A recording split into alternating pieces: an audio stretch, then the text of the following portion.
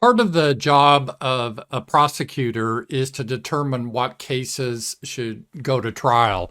And they don't all need to go to trial. You have to look at the situation and really weigh it carefully because usually people, if it goes to trial, are convicted. It's just a fact. So if you're going to trial, you have about a 90% chance of being found guilty, no matter the facts. That's the way the juries are. So that's a heavy responsibility. So the prosecutor decided to try Daniel Perry on murder, or Daniel Penny, I'm sorry, on murder. And it's just outrageous.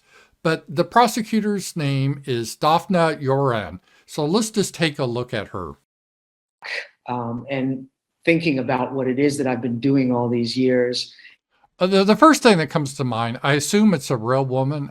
Because of all this trans stuff, she's got a very deep voice. So I'm not sure if she's a biological woman or this is a transgender thing. I don't know. You never know anymore. It's actually very clear why I became a prosecutor. My father was a Holocaust survivor. Oh, that's pretty much any Jewish person that lived in Europe during the war years was considered a Holocaust survivor. I mean, there's like billions of them. And his parents were murdered. And so I grew up with somebody whose parents were murdered and all of the emotional implications that go along with that. Now, as a kid, learning a lot about the Holocaust and knowing about my family's experience, something that really, really bothered me was that nobody was ever held accountable. What's she talking about? I'm not going to go into the whole Holocaust business, but they arrested a lot of the Nazi leaders. They had the Nuremberg trials. They executed many of the Nazi officials. What she's talking about, no one was held accountable for what was done to my grandparents and everyone else. And I remember a story that was being told when I was a kid. It was about this woman that right before she was shot into a pit that she herself had to dig and killed, she yelled out to the Nazis and said, "You will be held accountable." Yeah, I doubt this ever happened. One day you will be held accountable. You're going to pay for what you've done. And it was told as a story of bravery, but I didn't take it that way. I was devastated and angry by the fact that nobody, in fact, was ever held accountable. She repeats this again. So her thing is that the Nazis officials were not held accountable. I guess there were no Nuremberg trials, according to her. I'm assuming it's to her. It's just, it boggles my mind. It really does. And so look at what I do. I hold people accountable for killing other people. Well, wait a minute. This is disturbing because you're supposed to use the law in a neutral fashion, not because you have racial vengeance against certain people because of stories about your grandparents. This is really disturbing, her motivation here. And so this has basically been my life's mission, is to hold people accountable for killing other people, that every life is worthy. Oh, is it? We'll have to look at her. We're going to see the next video to see if this is really what she believes, because I don't believe this is what she believes.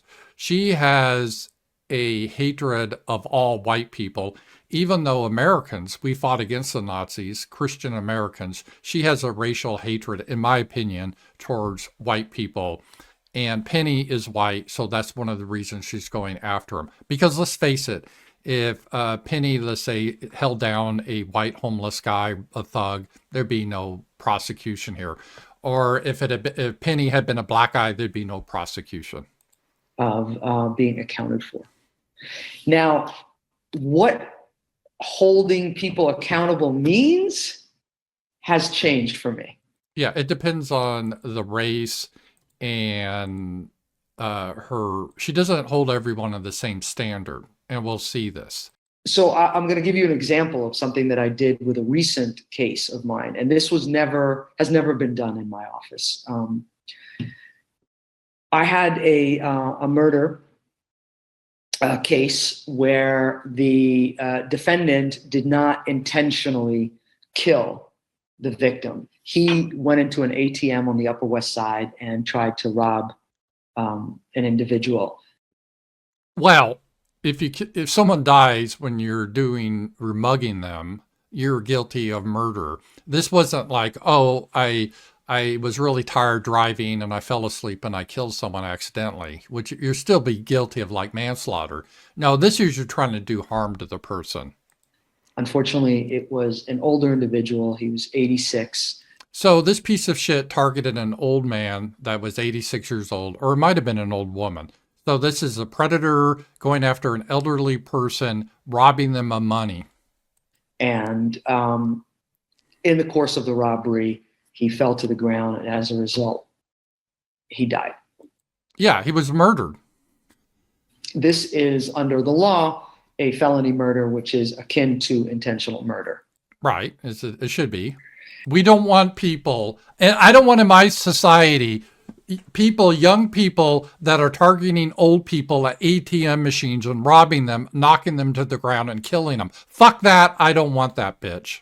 However, when I first got the case, I learned, I took the time to learn about the defendant. And it was a strong case. So it wasn't about a whodunit. I knew immediately who did it. I could prove it. I could take it to trial that day and win it. Yeah, in a just society, he'd be found guilty and executed. We don't need to live with these people. But it wasn't about that. It was that the more I learned about the defendant and his life and the circumstances, the kinds of things that Jarrell was talking about. Oh, so the defendant, by the way, was black, right? So in this case, a black guy literally targets an elderly, I think it was a woman, 86 years old, robs her, kills her. And, oh, poor Jarrell, he had such a hard life. Well, we all have had hard lives. So this is not an excuse. That one should take into account the trauma of that individual. No, fuck him. Fuck him and his trauma. How about the trauma of the old person that was robbed? You think you'd have safety in that age. And how about the neighborhood have to deal with this piece of shit running around? I really felt incredibly sorry for him that he had gotten to that point in his life where he felt like there was no other choice but to commit this robbery. But yeah, he had no other choice but to commit a robbery and kill an elderly person. Piece of fucking shit this bitch is. Meanwhile, Daniel Penny, who was literally trying to help other people from a piece of shit because the guy was crazy trying to stab other people, he is now he'll probably be found guilty just because it's a kangaroo court. This same bitch, oh, we got to hold people accountable. Well, only if they're white. Her whole thing is white people are evil, even though white people in America fought the Nazis. That doesn't matter in her mind. You're still a Nazi, and you dare not interfere or harm a person of color, even if they're doing something bad. That is her position. But if you're black, oh yeah, she feels sorry for you. She's going to let you go. She exemplifies everything that's wrong in this society. Talk to you guys later.